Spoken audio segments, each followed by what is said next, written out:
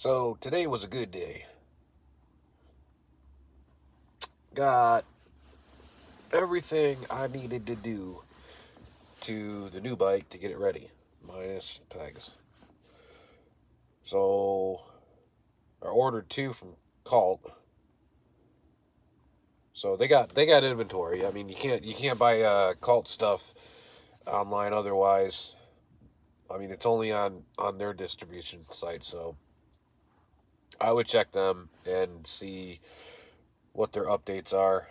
They just like basically updated their inventory like crazy. It is fully built. I will try and put a clickbait picture up as the header of this video later on. Um, Still haven't rode it that much yet, but it does feel good. Um, I think after all of the takeoffs and upgrades, I only gained a pound, which is incredible. So that's a plus. It's still not a light bike. I mean, the geometry of it makes it feel like it's 22 pounds, but it ends up being around, I think it was like 27.1. So it still is kind of heavy compared to like modern bikes.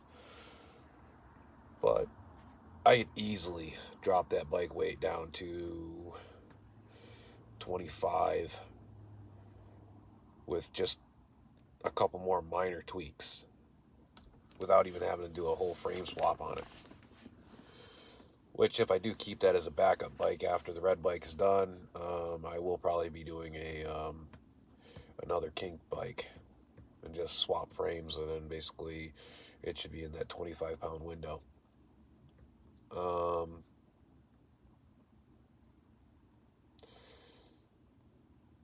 let's see what else. Oh yeah, I did do the final cost analysis on the red bike, and yes, it's gonna be over $2,000 fully in. So I'd be surprised if that bike gets roasted. And because of the fact that basically I most likely am going to probably have the combo before anybody else has it on the market, it's gonna fucking be a viral upload on Instagram. Just because of the fact that basically like the combo that I did isn't it's just nuts. Um, I decided to go with a Profile SS tie crank, and that's going to be around two and change. Not a high two and change, just like it's like a low two and change. That's with the discount. Kink fork, kink handlebars, just because of the fact that basically Odyssey I can't get a low nine 41 thermal set of bars. They're all like industry standard now, like closing in on 10 inches, and that's way too big of a bar. I already stretched the frame. I mean, I don't need to make the bike any bigger. And besides, the 8 3/4 inch rise that I got right now is fucking perfect.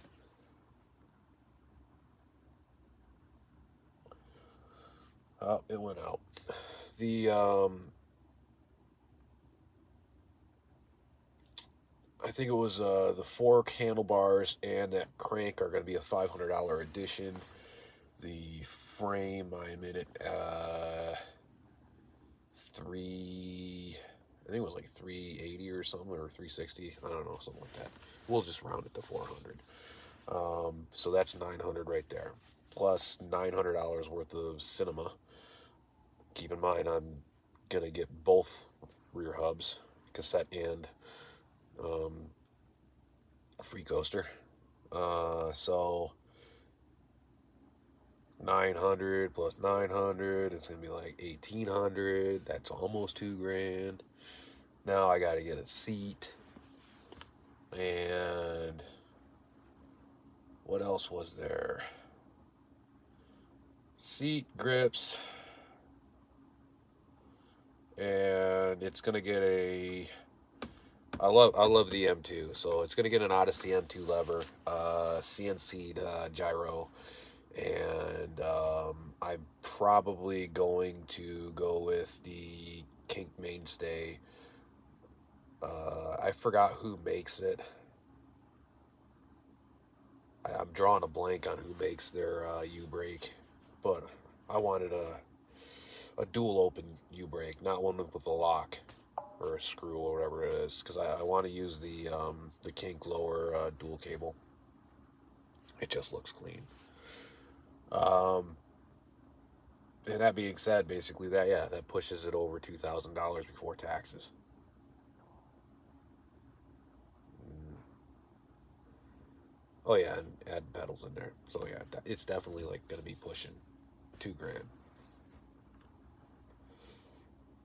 So when I said it's gonna be about 2,300, I am not joking. It's gonna be 2,300 all fucking day, and you know the bike store is happy about that, because basically what I'm about to do is buy 3 bikes in profits for them guys, and I do not mind supporting my local BMX store. Unlike a lot of you cheap fucks that gotta buy everything online.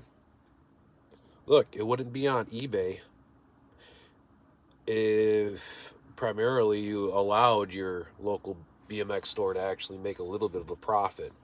Think about it. The majority of fucking online purchases that you make right now, all of them have dispo centers that are in your state, or a couple of the parts that you're going to order are going to be in your state taxable. So no matter what, you're going to get taxed anyways. And on top of that, basically, their cost is basically the same as the cost of the bike shop. And believe it or not, the bike shop is actually more dependable to actually have the parts you want in a less time. That is even if you have to order them. I mean, the majority of them have a $100 shipping fee no matter what. So basically, um, when you throw your money down at the table and you're covering basically 1/3 to 2/3 of their end on their purchase cost of what they have to order, then basically they can order a shit ton of parts. So you're doing them a favor to actually keep them stocked, and you're doing yourself a favor because of the fact that no matter what, you're going to pay that same amount of price anyways online. Now, you got some scumbag shops out there that basically will charge, an astronomical amount of money anyways. But the majority of the good BMX shops out there will take care of you. And it's hard to find them, but basically once you find them, yeah, you make sure their doors stay open. 'Cause they're a dying breed. What, you think basically mountain bike shops make a lot of profit off of their bikes? Wrong. Seriously wrong. The average profit point on a $10,000 mountain bike for DH is about $1,000 at a bike shop. And they're not going to be basically holding on to that bike for a short period of time. They're looking for the whale to buy it. So they're losing inventory space to hold on to that bike. So $1,000 profit after about a couple weeks of waiting for somebody to actually buy it. They could have actually had multiple bikes go through that spot. Same thing goes with a BMX store. It's around 10%. That's their profit. Now they mark up if they have unique deals with certain companies, they can actually do a 50% markup. And still, you as a consumer don't even see it. It might be like $3 or $4 more than the part online. Worst case scenario, it's like 7. Big money item like a CNC gyro or a CNC gyro kit might be $10, $20. But seriously,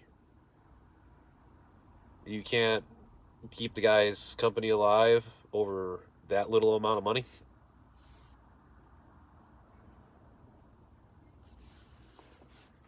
But it is what it is. And if you want to basically help support your local BMX store, that's up to you.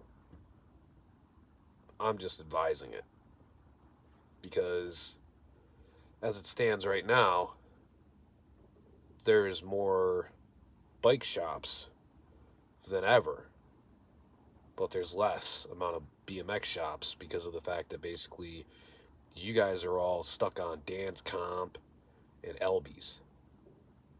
Well, let me break it down to you. Oh, and my bad. The Source as well. All those places charge about the same amount of money as a bike shop. There might be like about, you know, an eighth of their inventory that they charge less than a bike shop. But primarily, their costs are the same as that bike shop. Their overhead is more than that bike shop. They have way more employees, they have way more space to pay for. So you think you're getting a good deal because of the fact that basically in the box they send you a couple extra stickers or some bullshit. You're getting robbed no matter what. So might as well support your local economy. Or the closest local economy that you have that actually has a BMX shop. Because they'll happily order you anything you want. And they'll sit on that computer for hours looking to find it through all their distributors. And when you get really, close to your freaking shop, they'll actually tell you about the stuff that you're not supposed to know. Because maybe or maybe you're not, I'm not supposed to know about cinema. But until it comes out, I'll keep on calling it the wrong name. But I know things. And I know things are coming. And I know when they're coming. So when the sponsored riders are starting to get their kits, I'll already have mine. And unlike them guys, mine will already be mounted. And I'll already be riding it. Because they all have to wait. Because whales like me, we get our shit first.